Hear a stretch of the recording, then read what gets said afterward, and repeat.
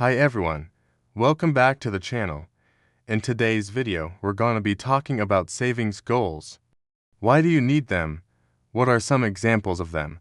And how can you go ahead and set up a plan to hit those goals? If you're new here, this is a channel that helps you with all things personal finance. So, if you enjoy videos like this one, please make sure you subscribe and turn on notifications so you don't miss any of our new videos. One of the most popular sayings in personal finance is that you should pay yourself first.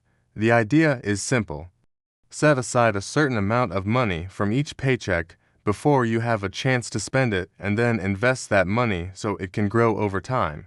The concept has grown in popularity thanks to the work of financial educator Dave Ramsey, who recommends paying yourself 10% of your income. But what exactly does paying yourself mean? Well, it means setting aside money for future expenses. And that's where savings goals come in.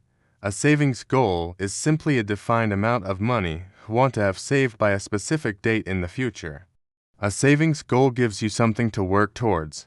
It helps you visualize how much money you need to save and by when, which makes it easier to stay motivated and on track. So, the first thing that you need to do when setting up a savings goal is decide why you want to save up money.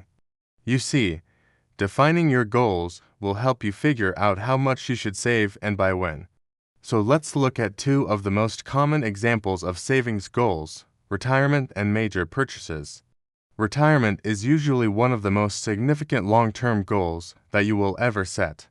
When planning for your retirement, you want to think about what type of lifestyle you would like to have. Do you want to travel around the world? Maybe you just want to relax and not worrying about money for the first time in your life. Or maybe you want to start a business. Whatever your idea of the perfect retirement may be, you need to figure out how much it'll cost. There are many tools available to help you estimate how much you will need. AARP offers a free online retirement calculator that takes into account things such as age, income, Social Security benefits, estimated retirement expenses, and more. Another tool that you can use is the PBS calculator, which is also free and easy to use. These calculators can help you determine approximately how much you will need to retire comfortably. But keep in mind that these are just estimates. Your actual retirement costs will depend on many factors that may change between now and when you actually retire. For example, you might live longer than expected, or you might find ways to reduce your expenses in retirement. Once you know how much you'll need to retire, you can figure out how much you need to save each month to reach your goal. Let's say you determine that you need $1 million saved by the time you reach 65 years old. If you're 45 years old, that gives you 20 years to save. That means you'll need to save about $5,000 a month to reach your goal. But remember, this is just an estimate. You may need to save more or less depending on how your investments perform. Also keep in mind that it is never too early to start saving for retirement. Even if you can only afford to save small amounts each month, it will add up over time. And if your employer offers a 401k plan, take advantage of it. A 401k allows you to contribute pre-tax dollars to your retirement account, which can lower your taxable income and boost your savings. Now let's talk about another common savings goal: major purchases. These include things such as buying a house, getting married, having a child, or even adopting a pet. Major purchases are exciting, but they can also be expensive. That's why it's important to have a savings goal in place before making any big purchase. Knowing how much you need to save will help you make smart decisions about your finances and avoid going into debt. Let's say you want to buy a house.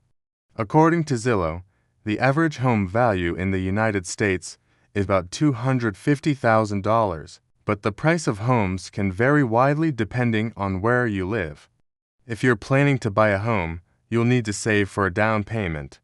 Most lenders require a down payment of at least 20% of the home's purchase price. That means you need to have at least $50,000 saved up before you can buy a house.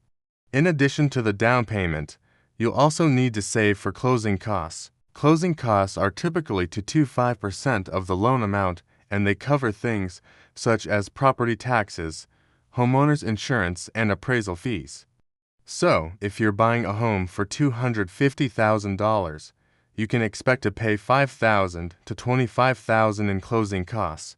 If you're planning to get married, you'll also need to have a savings goal in place. The average cost of a wedding in the United States is $23,717,000. Of course, the price of weddings can vary widely depending on the location and the number of guests, but it's important to have a savings goal in place before you start planning your big day. Knowing how much you lines need to save will help you make smart decisions about your budget and avoid going into debt to pay for your wedding.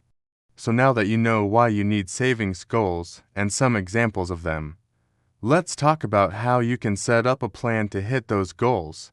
The first step is to choose a specific goal and write it down. Be sure to include the amount of money you want to save and by when. For example, instead of saying I want to save for retirement, write down I want to have $1 million saved by the time I'm 65 years old. Once you've written down your goal, break it down into smaller, more manageable goals.